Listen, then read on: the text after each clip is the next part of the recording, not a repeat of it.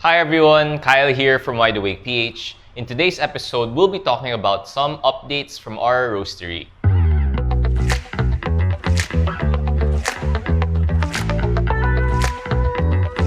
The first update is that we finally have received and started selling the coffees from Tres Rosas Farm. So we're super excited because right now we have 4 unique lots of coffee.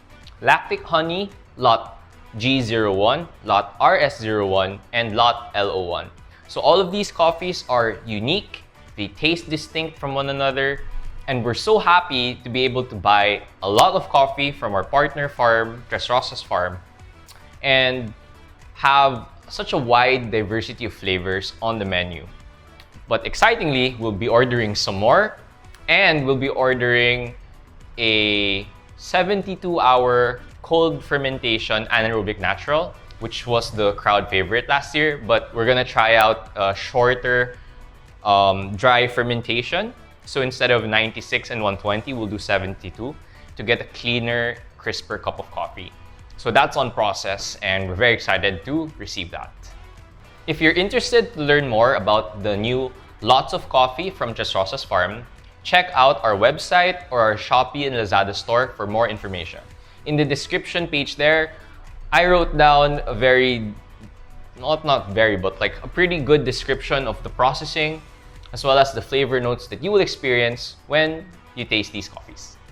The second update is that the harvest season for Dekar Farm, based in Kaliking, Atok, Benguet, is underway.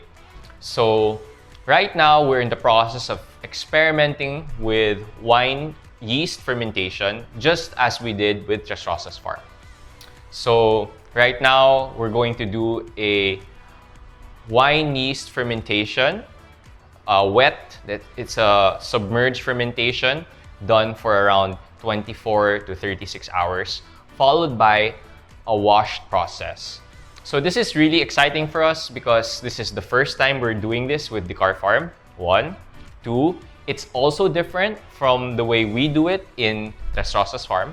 So with Tres Rosas Farm, all the yeast fermented coffees are done as a honey right after. So it's dried as a honey, because we find that we get very stable, consistent, tasty results when they do either honey or natural processed coffees.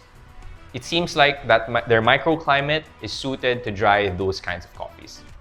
Whereas with Kaliking, in Dekar Farm, we're going to do a wash process after the yeast fermentation. So it should be a cleaner, crisper, but still fruity, interesting, complex cup of coffee if everything goes well. So we're super excited. And again, we're doing a washed process because that's how the coffees tend to dry better and have a more stable shelf life for the long term. So the third update and the final update we have for you is that we have 2 new arrivals of international coffees. So one is a coffee from Brazil, specifically an anaerobic naturally processed red Catuai varietal coffee from the Das Almas farm in Brazil. So the internal cup score from our supplier is 89 points for that coffee. So that's a really, really high number. Of course, we'll be roasting it and confirming if it's really an 89-point coffee. But so far, just smelling the green beans, man, that smells super tasty and super clean. The second coffee we have is from Nicaragua, and it's a washed processed red Catuai varietal coffee produced by the Mierish family in their Finca El Encanto farm. So according to our supplier, they're cupping this at around 86 points, but again, we'll see. Again, 86 points, that's a very high score. We'll see to confirm, but just smelling the beans again, it smells very, very chocolatey and a little bit of fruit in there and some florality in just the green beans alone.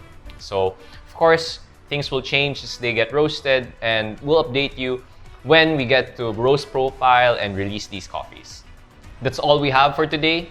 Thank you so much for watching. We hope you get to check out our new coffees and look forward to seeing you buy them on our web stores. Thank you so much. Have a great day.